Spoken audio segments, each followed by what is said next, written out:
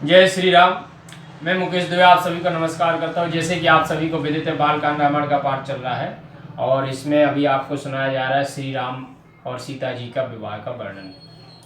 तो पिछले भाग में आपको सुनाया था श्री राम और सीता जी का विवाह और लक्ष्मण भरत और शत्रुघ्न जी का विवाह। आइए अगले भाग का आनंद लेते हैं कि मोह देते आवादेपति शकले सोते बधुन समेत निहार जनु पाए महिपाल मन क्रियन सहित फल चार लखन सिय रामचंद्र शंकर हरिओम। इस प्रकार बहुओं के साथ अपने सब पुत्रों को देखकर महाराज दशरथ ऐसे प्रसन्न होते हैं मानो वे महिपमणि क्रियाओं से चारों फल पा गए कि जस रघुबीर ब्याहे विद्य बरनी सकल कुंवर ब्याहे नहीं करनी कहीं न जाए कछु दायज भूरी राह कनक मन मंडप पूरी। श्री रामचंद्र जी के विवाह की जैसी विधि कही गई है उसी विधि से सब राजकुमार ब्याहे गए। उस समय जितना दायज दिया गया उसे कहा नहीं जा सकता। ब्याह मंडप मणियों स्वर्ण से भर गया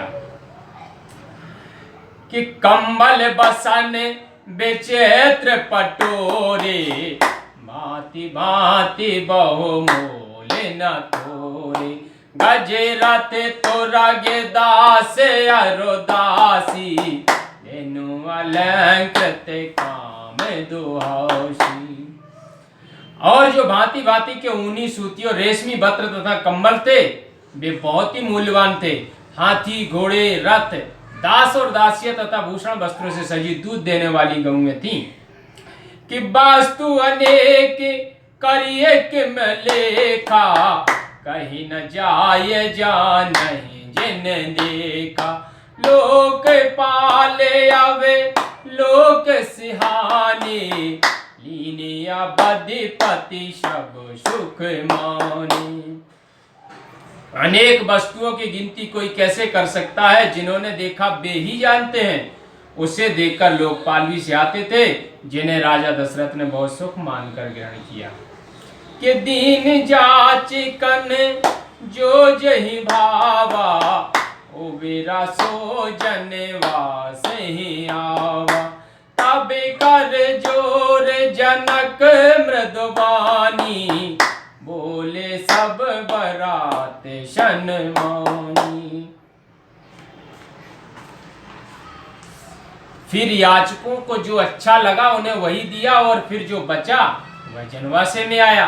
तब राजा जनक जी ने हाथ जोड़कर सब बरातियों का सम्मान करते हुए बोले कि सन्मान सकल बरात आदर दान विनय बड़ाए के प्रेम देते महामुनि बांध बंदे पूज प्रेम लड़ाए के सिर नाय देव मनाय सब शन कहते कर संपट की सुर साधु चाहते भाव सिंधु की तो से जल अंजल दिए कर जोर जनक बहोर बांधु समेत कौशल राय सो बोले मनोहर बया निशान शने शील शोभाय सो संबंध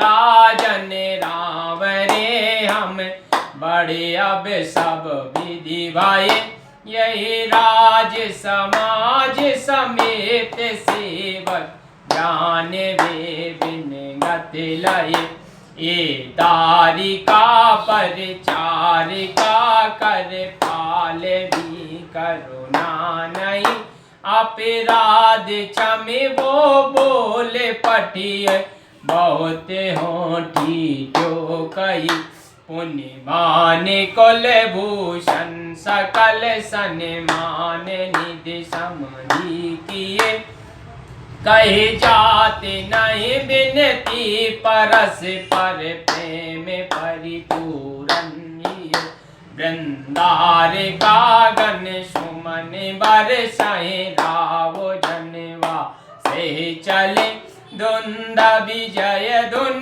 वेद धुन नव नगर को तू अलबले तब सखी मंगल गान करत मुनि से आयुष पाए के दूल्हा दुल्हन सहित सुंदर कली कोई वर लाए के। समस्त बरातियों को दान मान और विनय पूर्वक आदर देते हुए राजा जनक जी ने महामुनियों के समाज की वंदना की, पूजा कर हाथ जोड़कर बोले, हे देववृंद और समस्त महात्माओं, आप तो केवल भाव के भूखे हो, सो जैसे समुद्र में एक चुल्लू जल देना कुछ नहीं है, वैसे ही आपके समक्ष हमारी यह प्रार्थना सेवा कुछ नहीं है। इसके पश्चात अपने भाई कुशध्वज एवं बंधुओं सहित राजा जनक जी महाराज दशरथ से हाथ जोड़कर शील स्नेह युक्त कुछ बहुत मीठी वाणी में बोले कि हे राजन, आपके संबंध से हम लोग सब प्रकार से बड़े हुए और अब से यह सारा राज समाज बिना मूल्य ही आपका सेवा कर। सो हे राजन, आप हमारी इन कन्याओं को अपनी दासी समझकर करुणा दृष्टि से इनका पालन करिएगा। हमने आपको यहाँ तक आने का कष्ट दिया, हमारी इस ढिठाई को क्षमा कीजिएगा। जब जनक जी ने ऐसा कहा तब महाराज दशरथ जी ने समदौरा किया। समधियों की पारस्परिक विनती कही नहीं जाती, क्योंकि दोनों ही विनय व प्रेम से परिपूर्ण थे। यह देखकर देवांगना आकाश से फूलों की वर्षा करने लगी। उसी समय राजा दशरथ जनवासे की ओर चले।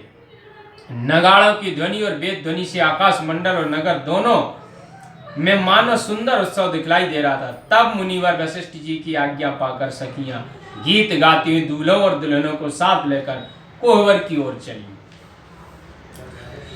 कि पुण्य पुण्य राम है चेतावशिये सकुचत मन सकुचे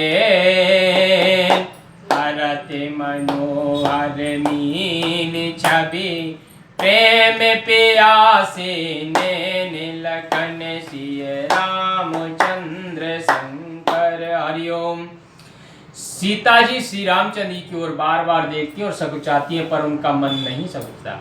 उस समय प्रेम के प्यासे उनके नेत्र मनोहर मीन की शोभा को क्षीण कर रहे थे कि श्याम शरीर सुभाय सुहावन शोभा कोट मनोज लजावन जावक ज्योत पद कमल सुहाए मुनि मन मधो पे रहत दिन छाए। श्री रामचंद्र जी का सांवला शरीर स्वाभाविक रूप से सुंदर है, उसकी शोभा करोड़ों कामदेव को भी लज्जित करने वाली है। उनके चरण कमलों में महावर लगी हुई थी, जिनमें मुनियों के मन मधुर निरंतर लगे रहते हैं कि पीते पुनीते मनोहर धोती हरति बाल रव दामन ज्योति कल किंकन कटे सूत्र मनोहर बाहु विशाल विभूषण सुंदर। उनकी पवित्र और सुंदर पीली धोती मानो बाल सूर्य और बिजली की ज्योति को भी क्षीण किए दे रही थी। उनकी कमर में करधनी शोभायमान थी और अपनी लंबी भुजाओं में वे भूषण धारण किए थे कि पीत जनेऊ महाछवि देई कर मुद्रिका चोर चित लेई सोहत ब्याह साज सब साजे और आयते और भूषण राजे। उन पर पीला जनेऊ महान शोभा दे रहा था। हाथों की अंगूठी तो चित्त को चुरा ले रही थी।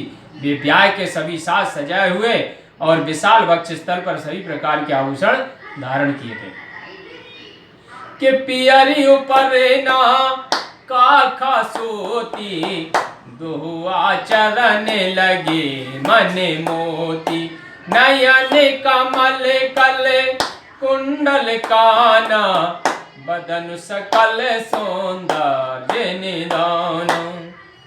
कंधे पर काका सोती पीला दुपट्टा जनेऊ के समान पड़ा हुआ था। उसके दोनों आंचलों में मणि और मोती लगे हुए थे। कमर से नेत्रों और कानों में भी कुंडल पहने हुए थे और मुख तो सारी सुंदरता का खजाना ही था कि सुंदर भ्रकुटे मनोहर नासा, बाल तिलक रुचिरता निवासा। सोहत मोर मनोहर माथे, मंगलमय मुक्ता मणि गौते।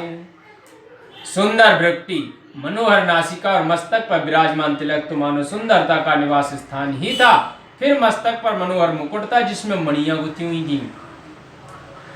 गाथे महामणि मोरे मंजले अंग, अब चित चोरही पुर नार सुर सुंदरी। बराए बिलोक सब तिन तोरही, मणि बसन भूषण बारे। आरती कराए मंगल गावही, सुर सुमन बरसाए सूते मांगल। बांध सुजस सुनावही, कोहवराहे आने कुंवर कुंवर। सुवासनन सुख पाए के, अति प्रीत लोक के रीत लागी।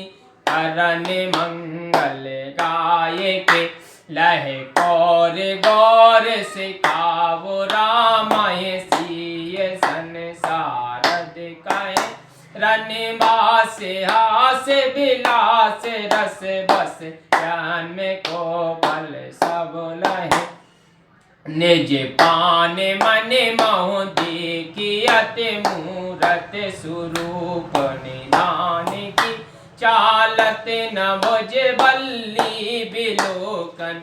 बिरहे भय बस जाने की, कौतुक विनोद प्रमोद। प्रेम न जाए कहे जाने चली, बर कुंवर सुंदर सकल सखी। लवाए जनवास चली, के समय सुनिए आशीष जय। तय नगर नभे आनंद महा, चिर जियाहु जोरी चार चार्यो। मुदित मन सब ही कहा, जोगींद्र से मुनि से देव बिलोक। प्रभु धुंध बिहानी, चले हरस बरस प्रसून। निज निज लोक जय जय जय बनी।